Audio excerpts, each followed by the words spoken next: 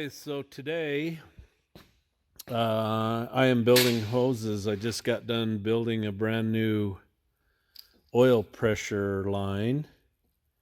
And now I am building the fuel line that goes, the suction line that goes from the transfer pump over to the water separator filter housing. Those needed replaced. And then, so this is my cam speed timing sensor. And this does not unplug out of it. If you try to unplug it, it ruins it. But it was ruined anyway. I just couldn't understand why I couldn't unplug it there. So there's the problem with that. So my dealer has one new one, so I'll go down and get that tomorrow. Getting the hoses tidied up, got engine oil in it. Fixed an oil leak. That bolt right there that you see the red on it. Took it out, cleaned it up, put some silicone on the hard flat on both sides, and then tightened it back up. I had to build a new fuel line, and I put a 90-degree end on this. It used to be a straight when it came off of here. So the hose had to loop way inside here. So I put some protection on it, and it runs down there to the pump. So I went in and got me another disconnect. Check out that baby. Those are 1/2-inch lugs. So this one's rated 300 amp continuous and 2000 amps momentary. So I think this would be perfect for that. And then I went down to my cat dealer and got some terminal ends so I can build cables. I've got the tooling to do that, but I just need the ends. And then I got the sensor that I need. $146 for this sensor. You're gonna die at this. $4.67 for that. $5 for this damn O-ring. I'll bet I've got one. God.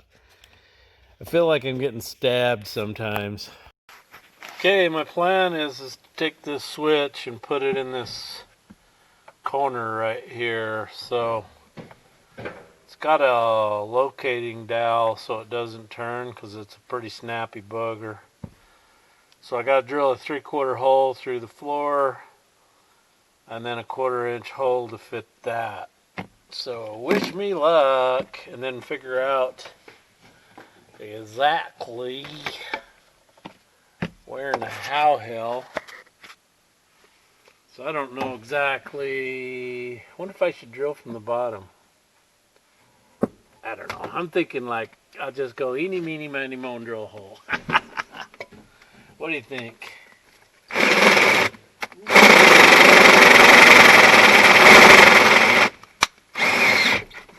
Yep, working.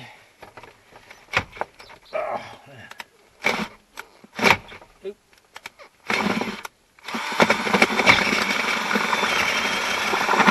Yep. Got the 3/4 hole now. You know, the old A models just had inch and 1/8 plywood for the floor. These have an actual solid aluminum base and then a really thick rubber liner sound deadener under this rubber mat. Here's my dealio. I got a mark there, but geez, I don't know. What do you think? I don't know if I can drill it from here. I can. I could. I don't know if I can position this so you can watch or not. If you like to watch, do you like to watch? God, I don't know. I have to put it in there and see.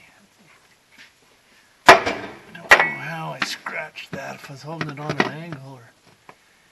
Okay, yeah, so that's the outside. So if I hold it like that, that'll do the inside. So between those two scratcheroos. All right. Oh, Jeff.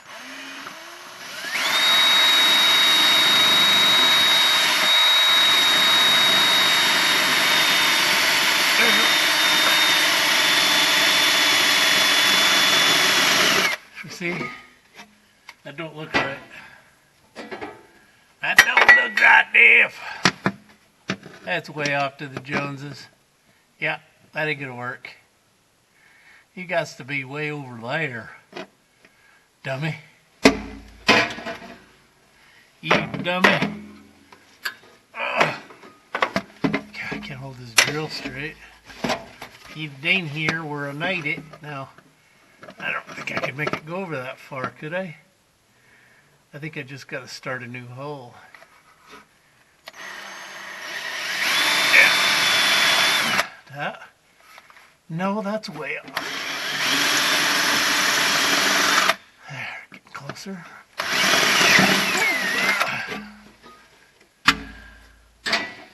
Hopefully that'll fit. I think. Yes, perfectly. Perfectly. Hey, this knife, this Milwaukee knife, man, this is a sharp knife. I like this knife.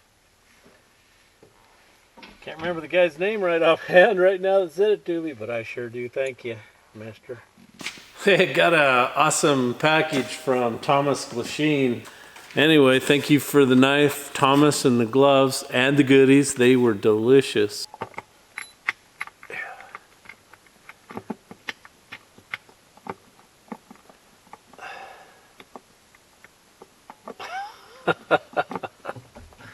I'm gonna kill you. I'm gonna. I swear. You don't go on.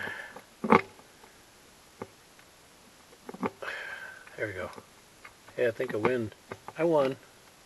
Jeff wins.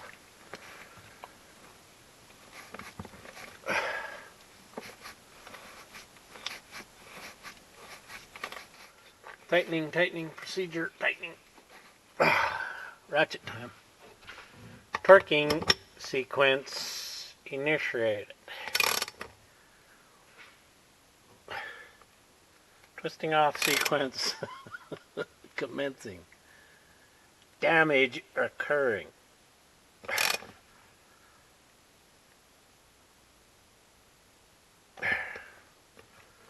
All right. What do you think, Jimbo? Check it out. Now, with a lever working. Ha ha ha ha. Sweet.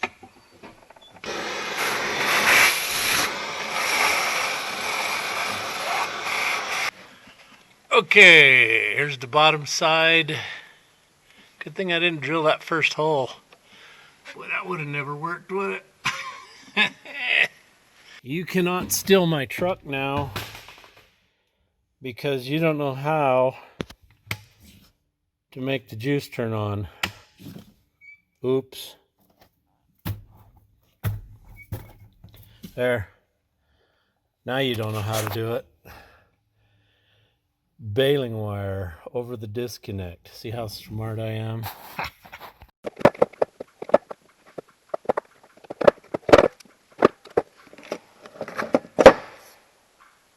Okay, I got the switch in up here and I got my cable stretched. So the cool thing about this hydraulic battery cable crimper is that I can work it in tight spots, whereas the big pliers would be a pain in the butt. So I left these up in here for dead last so I could get it where I wanted it. And then all I got to do is put it in this baby. Okay, Jeff. Probably tight enough, but this does a super awesome job of crimping that thing all the way around. Okay. All right, so let me show you what I got here.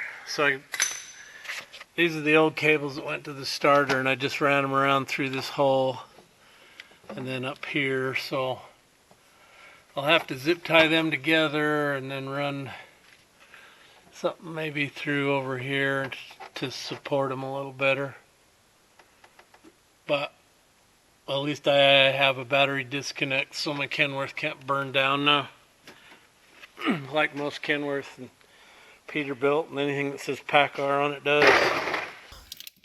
Here's a good example. So there's 9 miles of crap laying on top of these batteries, on top of the hot terminals, and it's wearing through everything. And it's like, did you really need this much slack? Because I think there's more than enough wire here. Now, I could fix this. I would have to undo all this and cut the excess out. But for right now, I'm going to have to find some rubber and let this hang on some rubber. There's no way to hang it above that. And then check that mess out. Just an absolute mess. And then, so these are all your cables and stuff that come out of that battery box. And we have to put some hose on there and really protect it. And then it comes up here and up through here, where this is a super fire hazard right here. If you got a PACCAR truck, man, and it's getting aged and old, tear all this crap out and put some new loom on it. And bring your loom clear up in here and tie it into what's good. And then the other one, I've already gone over this, but they put the hot wire and the ground cable to the alternator together in one loom, and we've separated all this and replaced it clear back to here. So, I mean, this is just this is awful. And if you look behind the dash on a Kenworth PACCAR, it's like somebody took a giant bowl of spaghetti and just threw it and then put the dash panels back up. And that's the way it looks all over the truck. It's just a mess and a fire hazard. So if you don't want your precious Kenworth or Peterbilt to burn down, you're going to have to fix that wiring. Let's give this the once over and then fire it up and see how many oil leaks we got. Pretty dang sure I tightened all this up. Now I do need to armor this and whatever to keep it from rubbing. Those are tight. Oh, got 10 gallons of oil in her. Let's see. I had this off, so that's all back on tight. Oh, I double clamped this. So I got the ground wire on the starter. I got the ground cables. The hot ones are done up and tightened up. Okay, so let's turn on the super secret ground switch.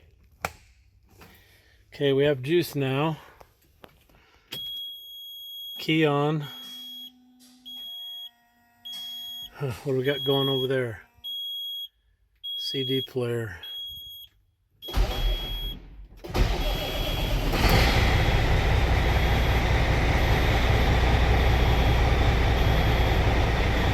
Oil pressure, let's go see, we got leaks.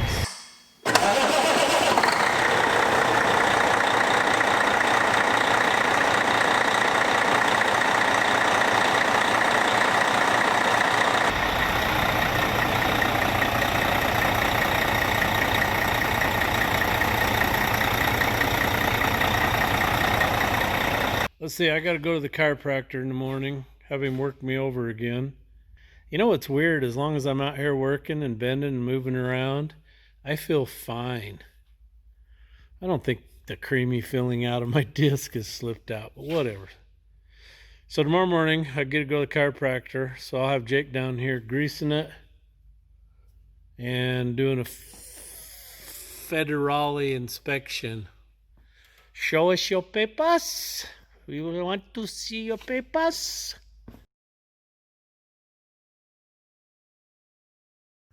Uh-oh, just got some new blank mud flaps. What do you think's going on here?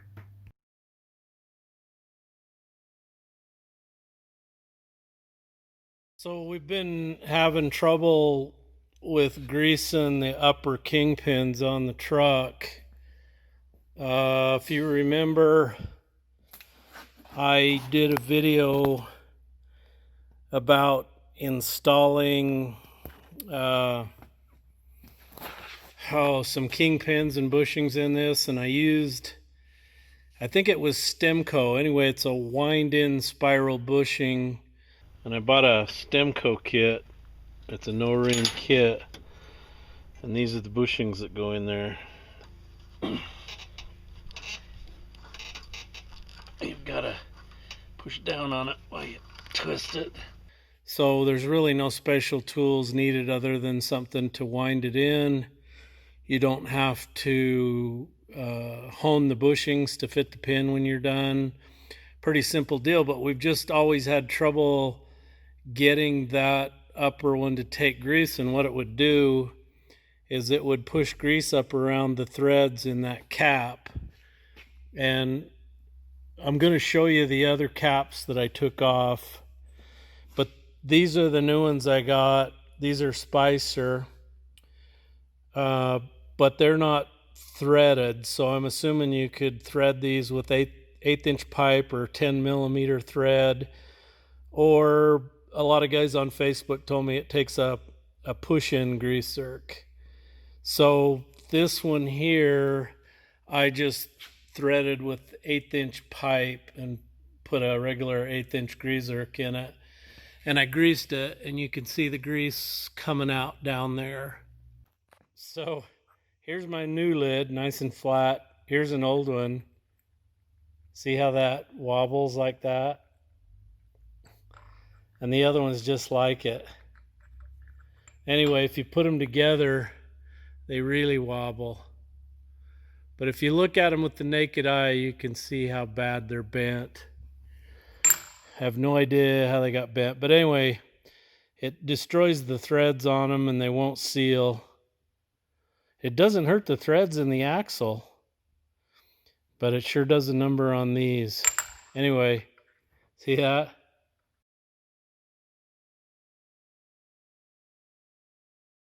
Okay, got the second lid in, and I just tapped that for 1/8" pipe thread and put the fitting in. So let's grease it and see what happens. So I dipped all the grease out of the top before I started this. So it's going to take a minute to fill that air. We're getting solid.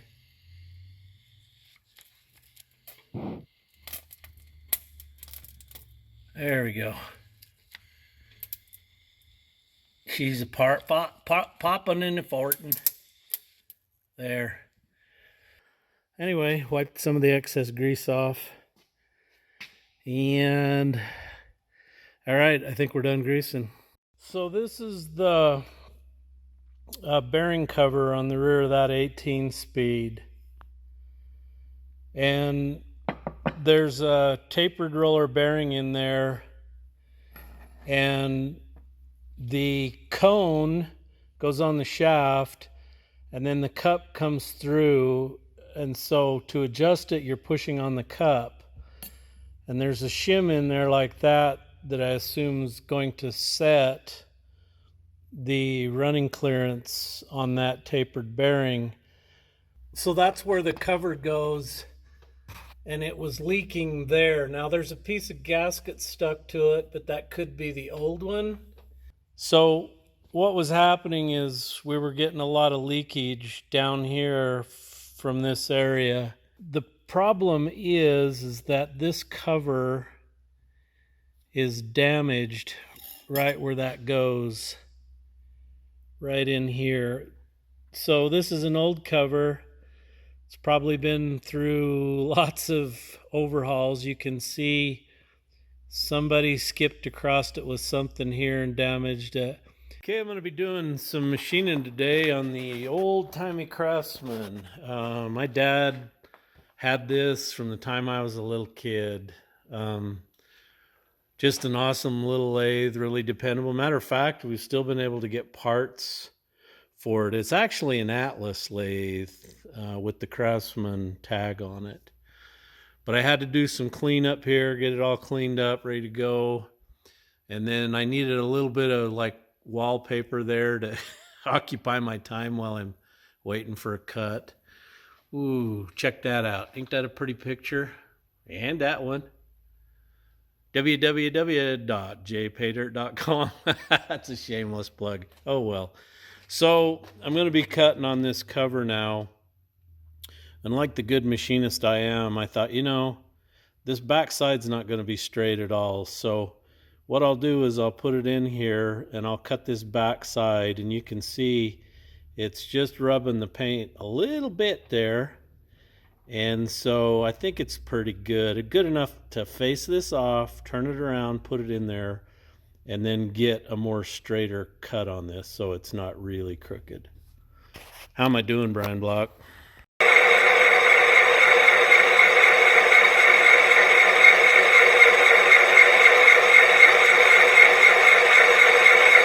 Okay, got that plate back on, got new bolts in it, new gasket.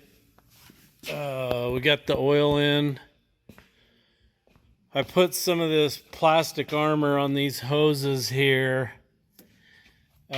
Somebody asked why I couldn't come out direct out of the engine, and I thought about doing that, but so this fitting is way down below the top of the frame, so you'd have to come out on a 45 or something. This one you could probably do it pretty good and then come right into it. But I just looked at it and went, you know what? This is how they build it from the factory. This is what the engineers engineered. So I'll just leave it there, live with it. It lasted this long. I think it'll last another 600,000 miles or more. I mean, I've put it back better than it was originally. That super large hose and those restrictive 90s that they had in there. So I think I've improved it. This is probably what it looked like from the factory. The other issue too is if you run direct, so you've got the motor torquing.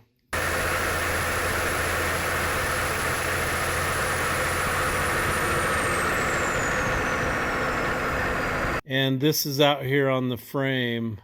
I think you'd be too short, and that torquing would be pulling on those hoses pretty hard and eventually make them fail. Whereas this way you got the lines and then you got the big loop. So any torquing it does is probably really minimized clear down there. So that's my thinking, and I'm sticking to it. That right there is the switch for like your reverse lights and the backup alarm on the truck. And that switch is no good.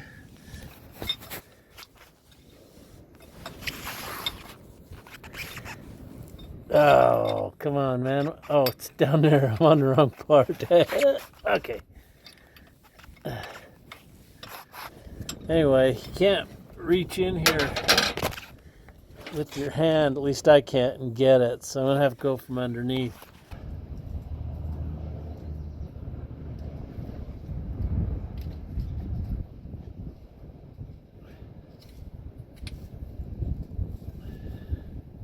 Okay, just got to take these wires off and screw it to this one. Okay, this is the part where I cuss trying to find the hole. Can you guys help me, please? Tell me which way. Oh, there it is. There it is. Oh my gosh, am I got started already? No way. Unbelievable. Okay, let's try it out.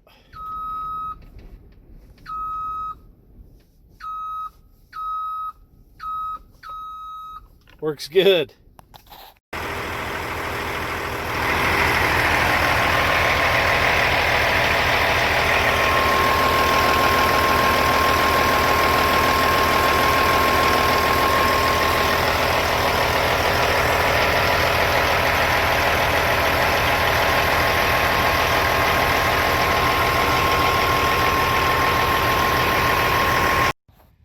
I got one more little problem. You just saw the leak on the ground here, the drip, and it's coming off of that bolt right there. So I need my buddy in Illinois, Farmer John, to come out and fix this.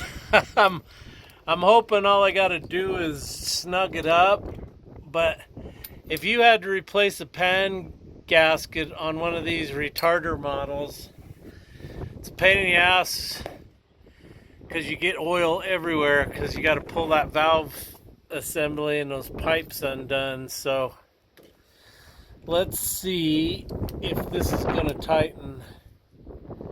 Yep, she's loose. I just turned it a little bit with one hand already. That one's tight. That one's a little loose. Okay, so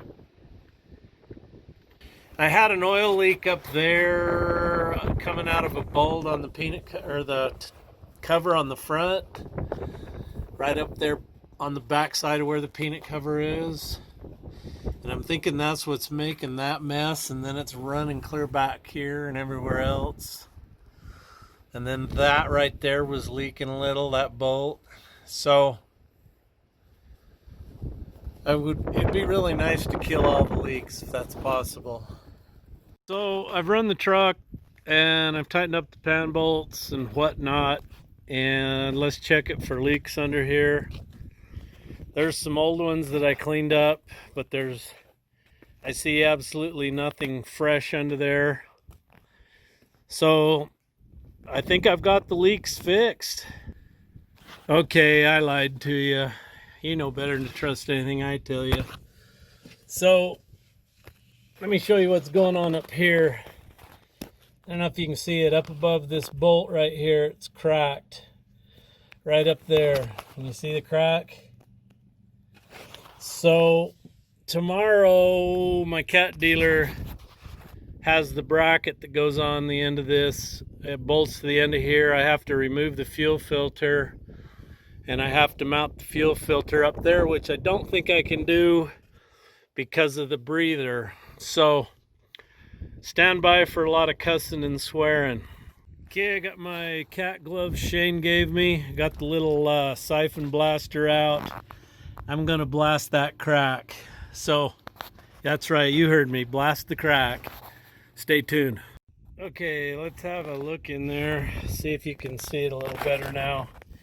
Now that she's blasted, I bet you can see that crack pretty good there. Probably should just take the compressor out and repair that. So you're asking yourself, Jeff, why did it do that? Well, this is a Bendix BA922. This is a 31 cubic feet per minute compressor. This is huge. And if you've got a low boy with lots of air tanks, you're pulling belly dumps, you kind of need this. We really like it for what we do.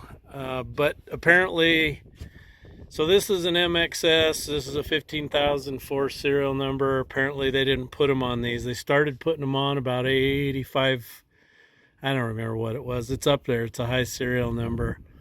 And then they changed designs and they went to this latest one that's going to go over here and displace my fuel filter. So I'm not exactly sure what I'm supposed to do about the fuel filter, if it's supposed to mount there and I have a breather there. So We'll figure it out. Maybe possibly I can go ahead and put studs in there, put the bracket on, put my filter housing and everything back on and make it work. I probably will have to replace that metal line down here that comes up to the housing, but if that's what I got to do, I got to do. But this is about a $3,800 compressor, so I'm a little more inclined to fix it than replace it. Okay, that's my bracket I got from Cat, and that's got to go where the fuel filter are mounted. I've removed that, so I got to take this knife, it looks like, and I think I got to cut that out. Well, wait a minute, I better test fit that because they sent me some spacers. Maybe I put spacers in. So it goes like this. So surely you got to cut this out for this. In the picture, it shows it for an industrial C15 or a C18. And this is a truck motor, which doesn't apply at all. So, and in the pictures, they don't have this soundproofing stuff. So, what is the purpose of this? Is it noise suppression to keep heat away from the computer? So that's what I gotta cut. So I think I ought to just, personally, I'd just like to cut a huge chunk of it out. How's that? Oh Lord, that's brittle. That's just junk. Look at that. Man, look at that. Look at that crap. Oh, brother.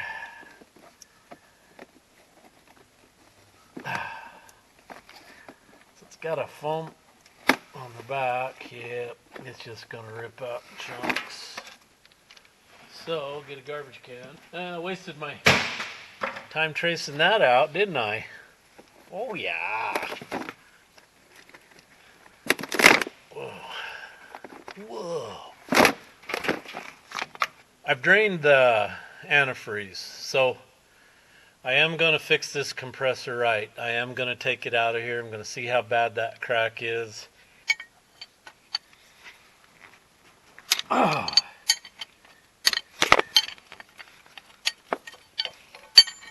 This repair is called a field fit, which means that if you're the mechanic working on it, you got to make it fit.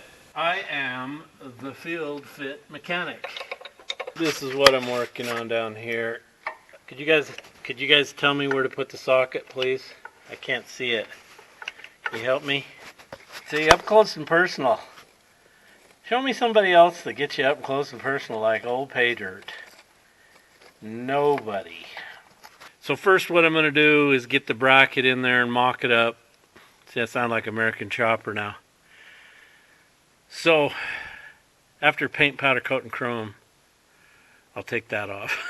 So, I'm going to get it up there, see how it fits, and then set my fuel filter in here and see if there's any way in the world I can bolt that back up.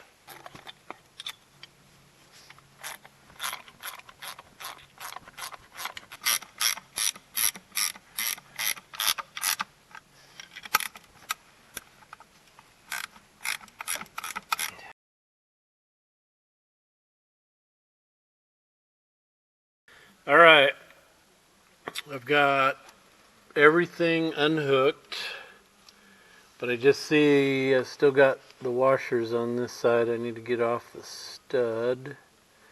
So I'm sticking my hand around the back side of the compressor. Would carefully with 2 fingers trying to remove a lock washer and a flat washer. There we go. One on the bottom I don't care about. They're stuck on there. I don't give a crap. So now they got this one. Now my back still hurts a little. I'm not real keen on lifting this. Oh, we're coming out of the housing. We're coming out. should hang there. Maybe I'll call Jake and tell him I need some help to do this. I don't want to hurt myself. It's not worth it.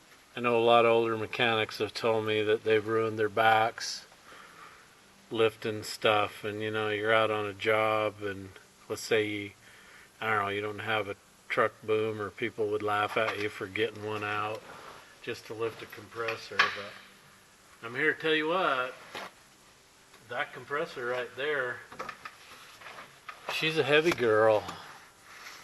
That is a heavy girl. And anyway, I've had a lot of older guys tell me that they've ruined their backs and stuff lifting things that they shouldn't have been lifting, and so feel bad for them.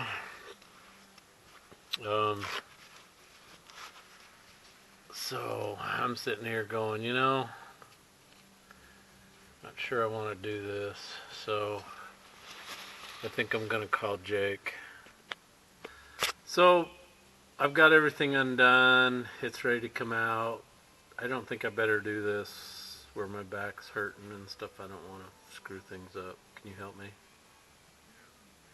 Alright, thank you. He's coming down. This cardboard when you get it out here.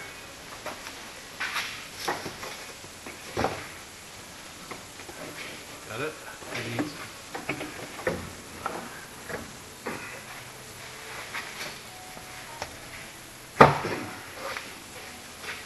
Dump water out, or I don't think so. Empty. So I got the compressor out, decided to go ahead and take it out. You can see the crack there. Goes around there to the other side and then stops. I think I'm just going to go ahead and glue it, because now I have the updated cat bracket to support the rear of the compressor, which it didn't come from the factory with. That was a boo-boo that they later figured out. Anyway, the front was all broke and I just used some steel stick on it. It has not leaked a drop. Okay, so you're asking yourself, why don't you just buy another compressor? Well, we found this compressor on the internet, $3,300 for that bad boy. I think it was like $38 from Cat. So that, you can see why I just want to patch it. So all I got to do now is move my fuel filter. I'll have to move my breather back and all that fun stuff. So to pull these off, let's see, I think I had to use a 30mm socket on this. And I just used the 3/4 electric impact. Anyway, you just undo that bolt and put a puller on there, and then let me see if I can hold this. I don't know if I can do it with one hand, but she'll come off pretty easy. Whoop, there we go. Pulls right off with a puller on the outside of it. So there we go. So somewhere in there are those cracks. So let's get some ether and clean that off, see if we can find them. Part of the problem with probably trying to glue it on the truck is with that down, you just constantly have oil running out of the compressor. And when I set it on the bench here, it's just pouring out of there. So been trying to soak that crap up. Okay, I've got it cleaned up somewhat, but I'm still not seeing, I don't know, I'm not seeing the cracks in there. Now they could be in here somewhere too, I'm not sure. Hey, I had my compressor and the vise upside down because I need to grind where these cracks are before I fill them. And we don't allow welding and grinding inside the shop, and I certainly wasn't going to do it there with my car sitting right there. So I all of a sudden thought, wait a minute, I got this cool tool cube toolbox. So I'm putting this on the cart and I'm wheeling it outside. There, now we're outside next to the plug-ins. I can grind all I want out here. I've taped the front up, everything's covered. on there, so now we can go to work.